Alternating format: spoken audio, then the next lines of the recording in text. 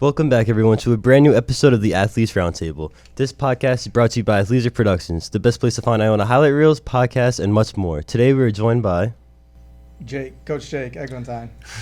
All right, Coach Jake, if you could just introduce yourself, what position you have on campus and what do you do and with what teams? Yeah, so I'm Jake Eglintine. I'm with Strength and Conditioning, and I work with primarily women's basketball and women's lacrosse. So what does that mean? Like, what do you do as a strength and conditioning coach? Right now, out of season, working with the girls every single day in the weight room. I work with them on the court. I work with them wherever they can meet me. And right now, we're just trying to kind of get the season out of our legs, trying to wind down, get us ready for the summer because it comes quick, and then summer's a big training time. So realistically, right now, we're just trying to kind of find our legs again, get all the soreness, get all the aches and pains out of the legs, and kind of revive ourselves a little bit, I guess you would say. Are there any differences, like doing it in season compared to doing it in the off season? Yeah, sure. In season, I'm trying to make them feel as good as possible at all times. Whatever I can do to facilitate them feeling ready to play on Thursdays and Saturdays. It's a quick turnaround for those games. So whatever I can do to get them feeling good for those two games, that's my main priority. And of course we'll continue to build on what we've built on in the off season. But my main priority is kind of making sure they're feeling good, making sure they're staying healthy. Off season, we're gonna change that just slightly, and obviously I care about how they feel, but not quite as much in the off season, right? It's okay to be a little bit more sore, and it's okay to get after it a little bit more. So a little bit more intense, a little bit more volume in the off season. So where are you from originally? Where you grew up? I was born and raised in Utah. Wow. Actually, yep. And then I moved to upstate New York, Saratoga Springs, for high school. Wow. How was Utah like growing up there? It was cool. It was different. I mean, I didn't know any different, but it is quite different out on the western half of the United States, I would say. But it was cool. It was really big football and basketball sport. So that's kind of what shaped me into the athlete and the sports that I chose to play is football and basketball. I've seen pictures of Utah, and it's beautiful. If you get the right parts, obviously you can get that anywhere. But national parks, Colorado and Utah, beautiful. Sure. Yeah, I grew up in Park City for a little bit. I lived in Park City for a little bit, so up in the mountains, it's a little different out there. The mountains are real mountains, not just the hills we have back here. But it's it was pretty cool. A lot of outdoor sports. A lot of people like to be outdoors all the time, which was really cool. And again, kind of just that's how I grew up, and that's how I continue to live and try to be outdoors a lot. And kind of shaped me, I guess. So what sports would you say you specifically played growing up? Yeah, I played football was probably my main sport, and basketball. I split my time evenly between the two of those. What positions did you play? I was actually a quarterback in football, and then in basketball I played a 1 or a 2 guard. Okay. Sometimes 3, it depends. I was actually tall for my age at one point. Not so much anymore, is that what you're saying? Stopped growing in 7th grade, so that's about it. So how was it playing quarterback and playing point guard in basketball? Are there any differences or similarities? Or? Yeah, I would say it's very, very similar. You got to be when you're playing point guard, you are the quarterback on the court, right? You're in both positions, you're an extension of the coach at the end of the day on the court, right? You got to be the leader, you got to be the voice, the one to kind of remain calm through all adversity and through all the good stuff too. You got to keep your even keel at all times, so you can assess each situation as it comes and kind of get the team in the right mindset and get the team in the right direction for the rest of the game or the rest of the play, whatever it may be. So you moved to upstate New York for high school, and then you went to college. Where did you go for college? Yep. So I did my undergrad and my graduate degrees both at Springfield College. Now, did you play any sports there? I played football there. Football. Yep. Would you say that you enjoy football more than basketball? I don't know if I could say that. I was just better at football. I had an injury in basketball. In high school, I hurt my knee, and I kind of I don't want to be that guy. Like, oh, I hurt my knee. Could have went pro. That was it. But it changed my game for sure. Like, I was a little timid to drive and attack, and that's what I was good at. So it kind of changed my game a little bit, and I just felt like I was better football player. And I do really enjoy football. I love football, but I don't know if I'd be able to say football or basketball for a favorite sport. I like them both equally. I just happen to be better at football. So playing football and liking playing football, why did you pursue to go the route of basketball and lacrosse? Yeah, I love working with basketball. It's awesome. I think I get to be a little bit more individualized in my training philosophies, and I'm working with, you get 12 to 15 athletes. Football, I've worked with football before too, and I was working with 120 people all at once. It's awesome, and there's things about football that are so unique and fun, but it's just a lot, and I like to be really individualized and give a lot of individual attention to each specific athlete, and I just feel like I can better do that with a smaller roster and a smaller team. So for me, that's kind of, I would say, the biggest reason. And then, like I said, I really just enjoy the game of basketball itself as well. I love the intricacies of training for basketball. There's slight differences, and I've honestly thoroughly enjoyed my time working with basketball. Now, going back to what you just said with football and so many different places, I was doing my research last night, and you've had internships with UConn, UMass Amherst, and then you were GA at Springfield College. What were the differences between the three of those, and also when you were the assistant strength and conditioning coach at Northeastern? What are the differences, similarities between that and Iona, anything like that? I'll tell you what, they were all completely different in a lot of different ways.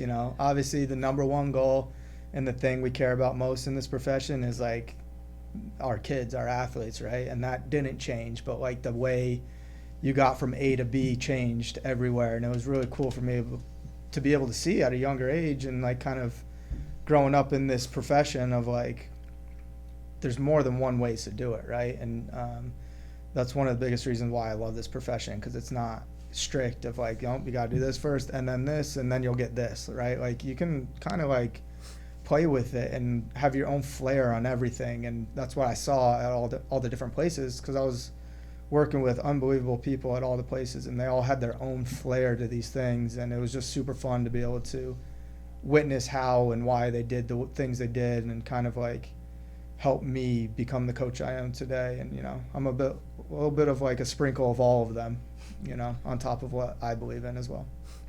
So what are some of the key lessons you learned throughout your experience?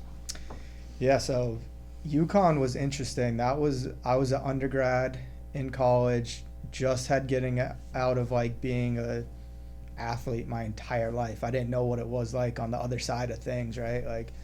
I knew how college athletics work. I know how being an athlete felt and what it was like, but I never knew what it was on the other side of things, and how to manage that kind of thing too. So I think that was probably the biggest thing I learned there.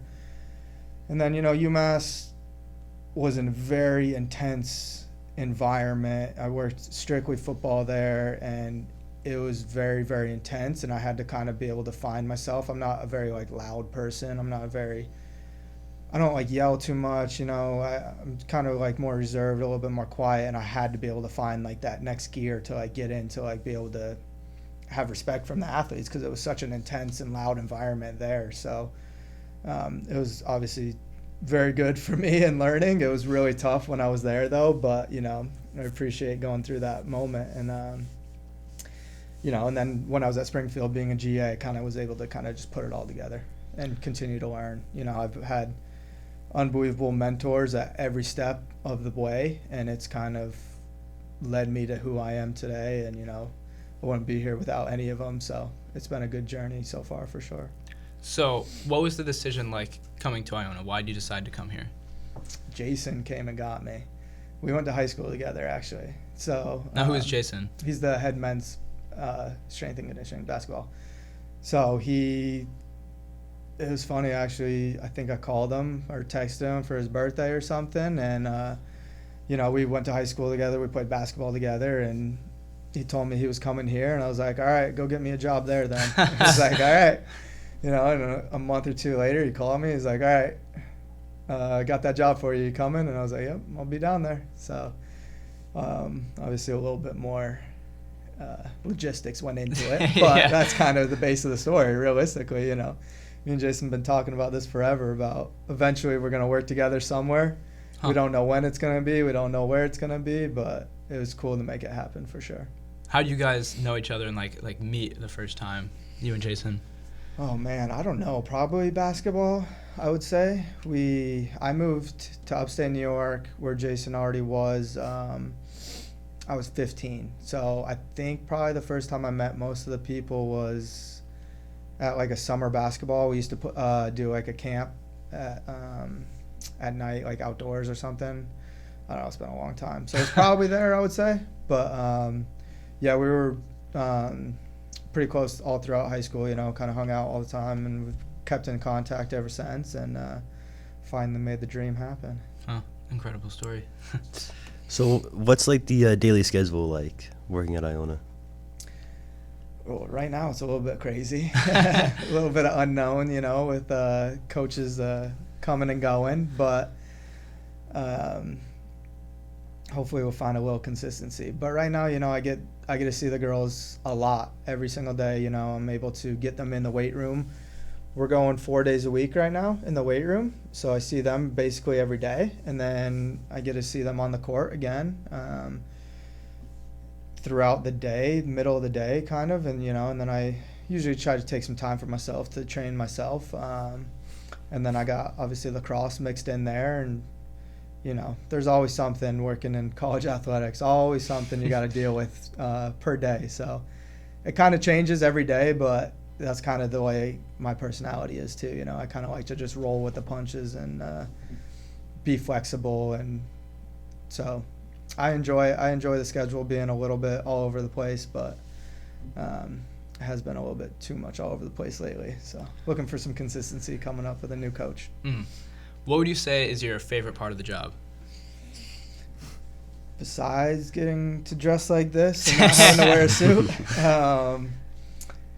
I just enjoy the relationships. I get to hang out with college athletes all day. We get to talk crap and have fun and joke around, and I just get to, I love this place and these teams I'm working with because they truly allow me to be myself and coach the way I want to coach and be the person I want to be. So I think just the relationship building with the athletes would probably be the number one. Do you have any like least favorite parts? This is gonna be tough, as strength and conditioning coaches say, but I'm not a morning person, Mhm. so maybe the 6 a.m. lifts aren't my favorite. Other than that, I don't know.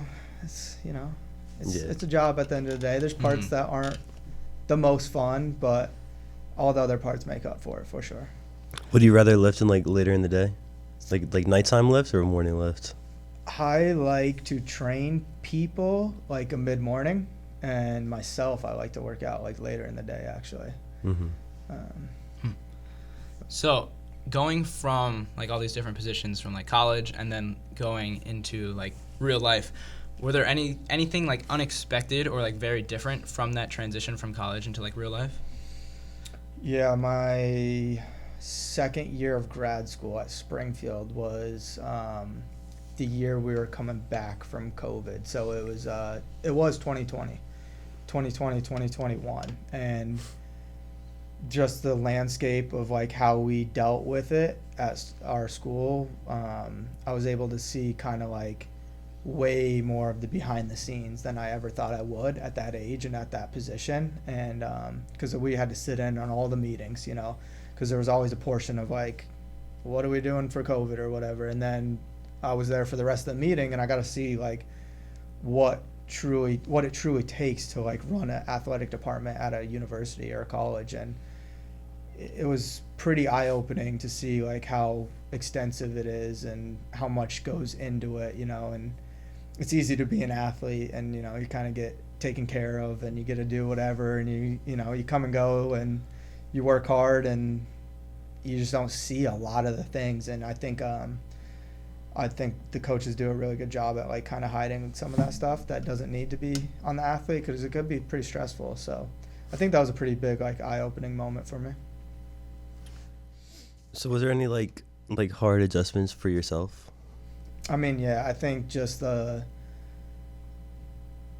transition from athlete to coach, or just athlete to non-athlete, you know, I think it's very underappreciated in how hard that can be, especially for these collegiate athletes. They've been athletes their entire lives, you know, and that's all they know is being an athlete, training to be an athlete. And, you know, when that next season doesn't come, it's weird, right? Your body's almost used to it. Like, all right, I got a little time to relax, but that season's coming, and then it just doesn't. And it hits pretty hard that first time. And,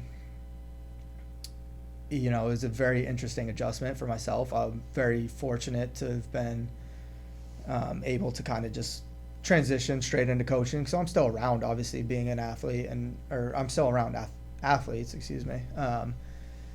So it was easier for me, I think, but I think that transition is very underappreciated by, you know, athletes and by coaches sometimes. You know, I think it's a lot harder for some people than people think it is. You know, there's a lot that goes into it. You kind of sacrifice everything to be an athlete. You sacrifice, you know, late nights, summers, you sacrifice breaks and all this stuff, and you feel like you're going to be excited to get all that stuff back, but then it's like you almost have too much time on your hands. You're like, oh, I don't have like a team anymore, and it can be really weird, and it can be really challenging. So that was a very hard transition for me. Now, would you say there are any goals right now that you're trying to achieve? Personally? Yeah.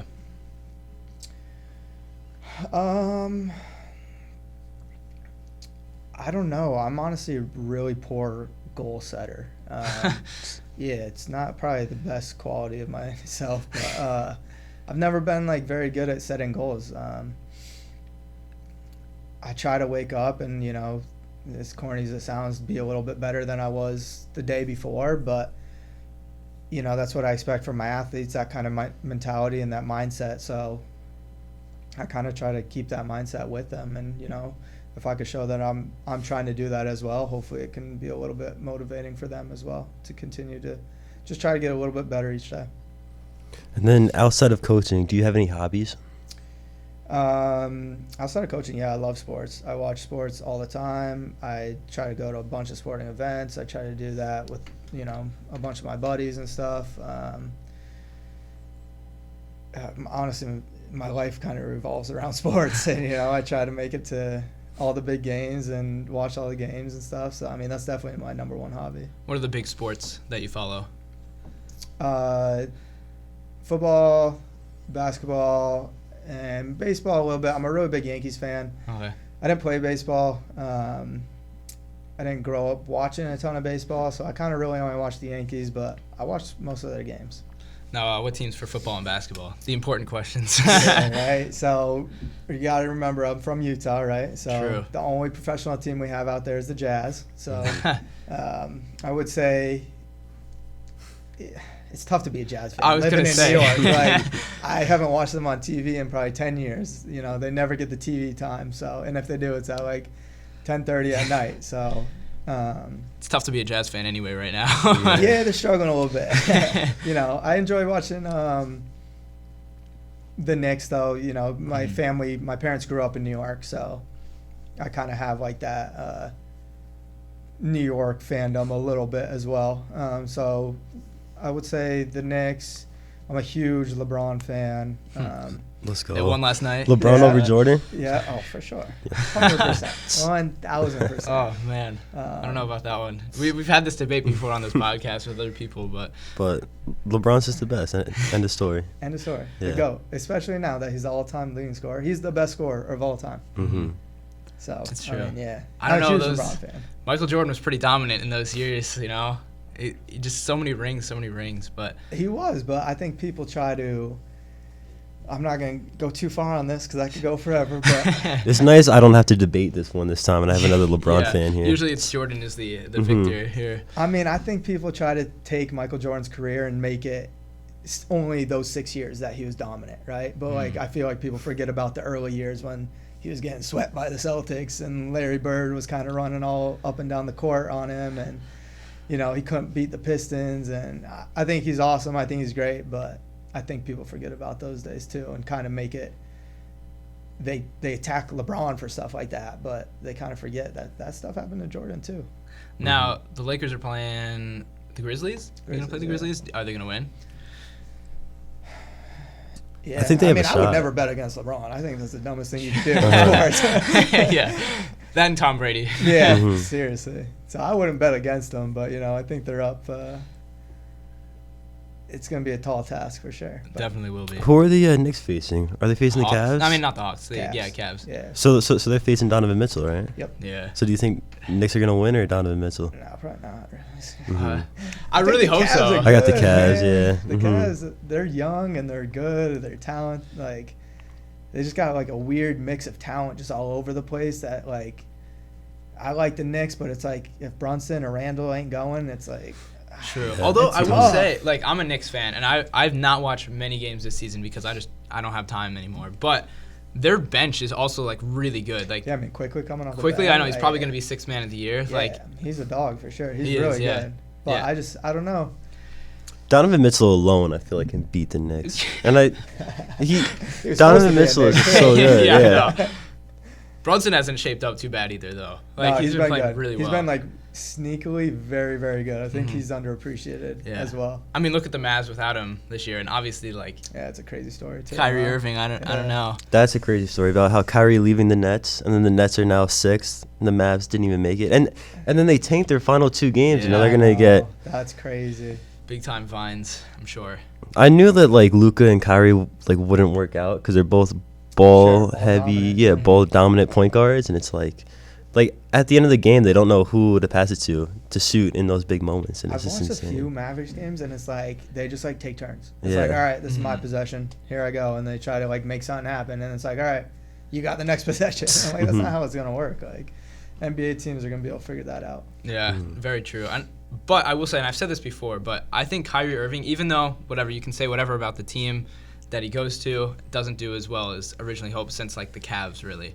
But I think that Kyrie Irving might be the most skilled basketball player I've ever seen in my entire life. Like his handling and his finishing and his shooting is crazy.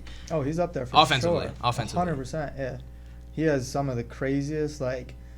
And even from a strength and conditioning standpoint, I watched the game maybe a little bit different. I kind of look at like body angles and the way they're getting in and out of cuts, and like the stuff he can do is unbelievable. Like the normal person, their knees don't bend like that, and their ankles don't move like that. Like it is insane the things he could do. And then like on top of that, like being able to finish at the rim like he does he's very, very talented. Yeah, Kyrie for sure is like the most definite, like the most skilled, most like dominant player in the league right now. Like, but I feel like if it wasn't for LeBron, no one would be talking about him. If he didn't win that championship, Has he made the playoffs without him? Has he? I don't know. I mean, I guess last year technically, but he was injured, or like everyone was injured with Yeah, I think that was guess, last year, yeah. right? Or 2 Maybe years with ago. the Celtics With the probably Nets. too, but like Yeah, Celtics. he hasn't did. done nothing without him. Like, that's why Sure. LeBron is the best player of all time.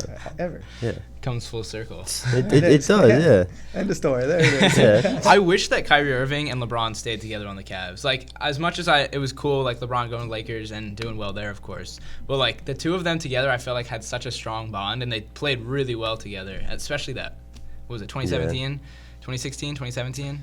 Yeah, one of those. 2015, years, the 3-1 2016, comeback. Yeah, Mhm. that was. The I think shot best Kyrie playoffs. had over Curry, I think it was, to Yeah. win that championship was insane. Crazy. So. I know. One of my best friends is a Golden State fan, so. Me too. Oh, my bad.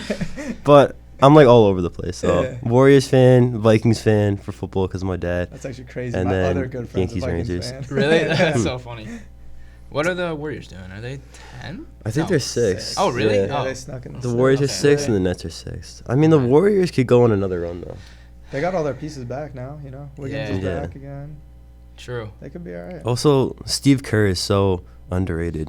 I think so too. I think people like think that he's kind of just riding Curry's coattail and stuff, but I think he's like genuinely a really good coach. Yeah. Mm.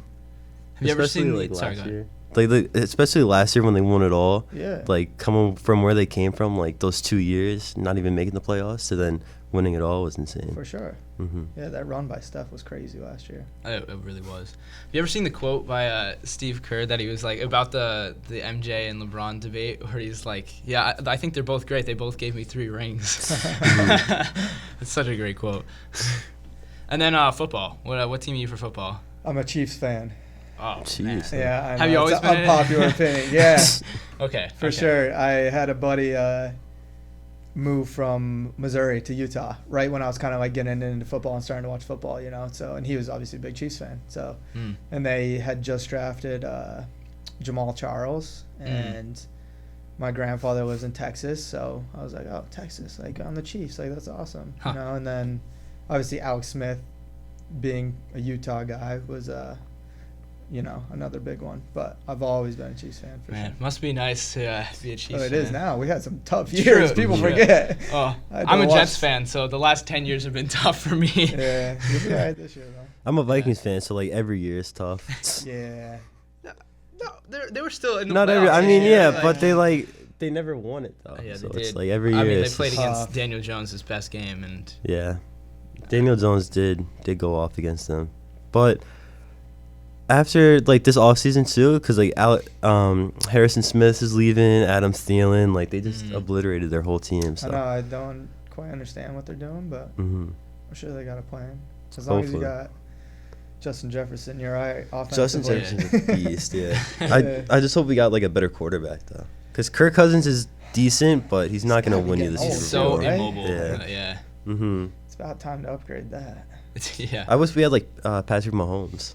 Patrick Mahomes, I feel like he can I'll tell take you it what, whenever. like, yeah, it's a blessing. Any Sunday, no matter what, you know, we lost Tyreek this year. Like, it don't matter who's out that game. As long as you have 15 on the field, like, you have a chance to win the game. So, True. it's a pretty cool feeling. Have they lost anyone in this offseason? Yeah, we lost McCole Hardman. Oh, that's right, to the Jets. Yeah, and we lost Juju to the Patriots. Juju. It went back. Oh, never mind, not back. Sorry. Yeah. Juju's like a TikTok star only now. I Yeah. feel like he's not really good on the helped us field. out, Yeah, he like, did pretty well. He did good in the filled Super role Bowl. that we needed. Mm-hmm. And then we lost a couple in the secondary. You know, Juan Thornhill was a long time. I guess not long time. He played his rookie contract, 4 years for us. 2-time Super Bowl champ, though. So, Yeah. you know, we'll see. We need a receiver, I think. Justin Jefferson for Patrick Mahomes. Oh, That would be that'd an be insane deadly. trade. Oh my god. I'll tell you what, if Chad Henne was still around, I'd make that deal. That dude's unbelievable. And then he was like the savior of the Chiefs I like 2 years know. ago. Yeah, against the Browns. That was crazy. Yeah. Every time we need him, he steps up. He played this year, too, against Jacksonville. Oh, did he? Yeah, Mahomes had that high ankle sprain. He went in for one drive, led a touchdown. Dang. Chad Henne, man. I was rooting for the Browns in that game, but like I gotta hand it to Chad Henne. Like that was incredible. Unbelievable. Even with the formerly, I don't think they were a Washington football team, but the Redskins the year before, or the same year, like they were terrible. Like the whole division was below 500. I forget who they played though. Was it? It might have been the Bucs. I don't remember. They played. No, it wasn't the Bucs. I forget who they played, but they were super underrated. And Heineke. I think it was because wasn't they were playing Tom Brady? I feel. I thought so too. Yeah, and I think it was the Bucs. I think it was. And yeah. Heineke came in and was playing really well, Yeah. but they didn't win, unfortunately. Yeah. I was rooting for them though. You always like those stories, though. Those Yeah. underdog stories, of course. Could use a quarterback on the Jets though. I don't know what's gonna We're happen. about to get one. I hope so. Like I don't. What's going on? Like. I've been telling you from like the beginning that Zach Wilson was not the answer at all. Yeah, you're right. You're right. He was not the answer. I mean, they're good. They're on the come up, but they need a new quarterback for sure. They're definitely on the come up right now. They should have got Mike White. They should just. They should have they kept had him Mike for a White. backup. For backup, he's not a starting. They don't have quarterback. Mike White anymore, right? No, I think I forget who he went. Damn. But yeah. So It's unfortunate. so there goes your whole season then. If you don't have Mike White. There goes those 2 games where he throws for Yeah. 300 yards. Yeah. It's gonna screw my FanDuel.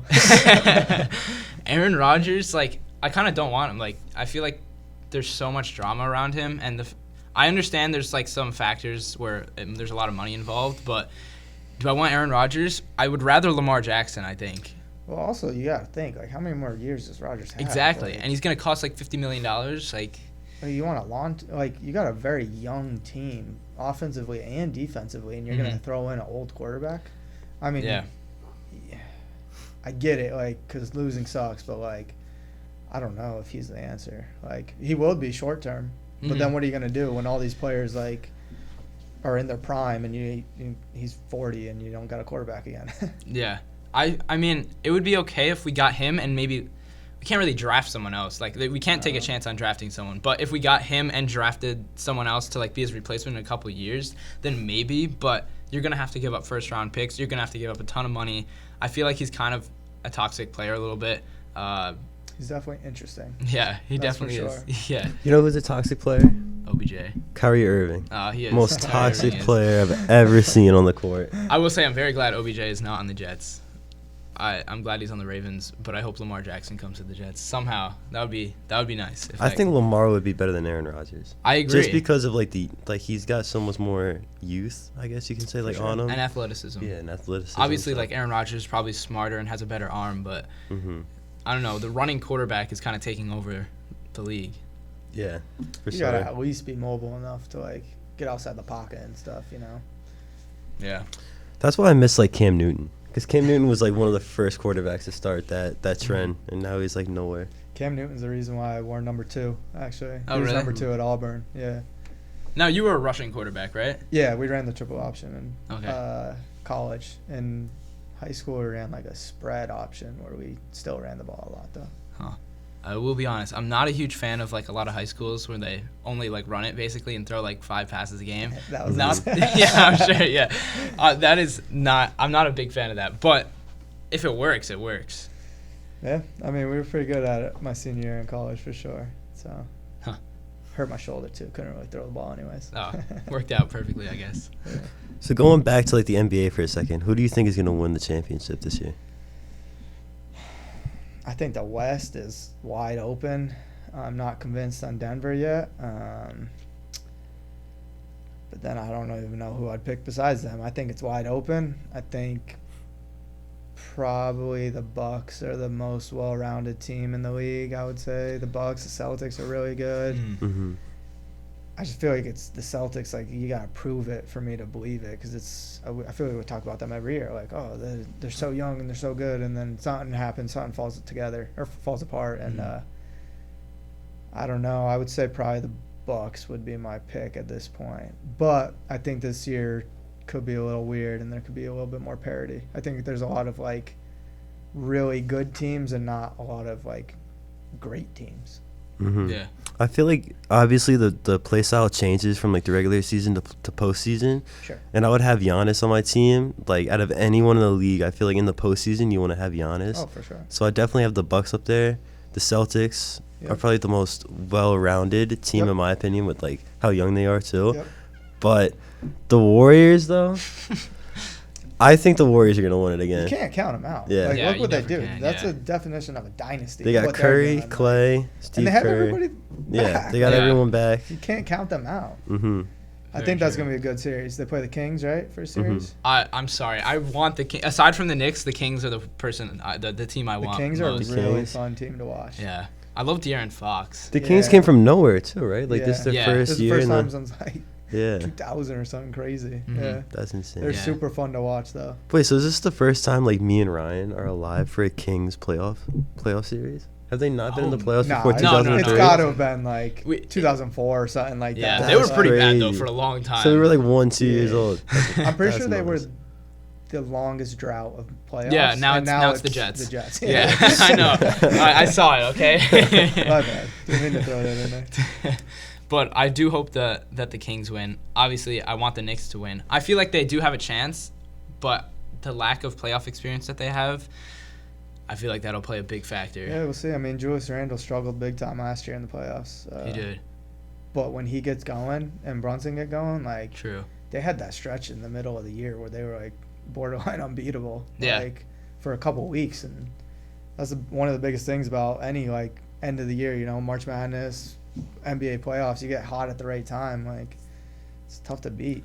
The one good thing I will say is that my guess with Randall, what happened is he really didn't have anyone else to go to. Like, he was the best player on the team for sure. Sure. No question about it. RJ Barrett wasn't that good yet. He actually didn't have a great season this year, but last year, he did really well. I'm out he didn't. on RJ Barrett. And then who's that? The guy Brunson. They didn't have him. They really didn't have anyone. Like Derrick Rose was the clutch player in the playoffs, and he was way too old. Yeah. So now that he has someone else to rely on with Jalen Brunson and potentially RJ Barrett, if he can look like he did last year, I feel like there's a lot less pressure on him that he'll be able to succeed better. But that's just speculation. I don't really know. Yeah, we'll see. I would agree with that statement, though. He's got a lot more support around him, and they were in this position last year. So I think experience is huge, especially in the NBA playoffs. I mean, it's a completely different game, like you said. Like, it's ref differently, it's played differently, like it's coached differently. So just getting that little bit of experience, we'll see what happens with it. Yeah.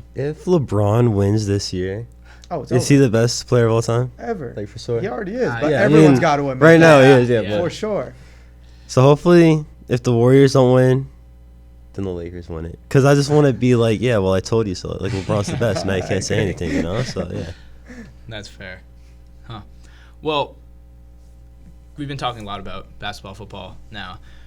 But obviously you were an athlete. Now you're a coach. Would you say that there was an athlete that was an inspiration for you growing up playing football, basketball?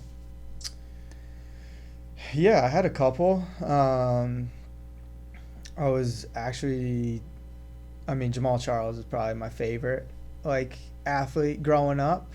But quarterback-wise and, my position-wise, I would say I looked up to, Vince Young, actually. I know he didn't have the greatest NFL career, but in college, that dude was unbelievable. Huh. And that was, right when I was starting to watch football. And then obviously love LeBron and basketball, big Kobe fan as well.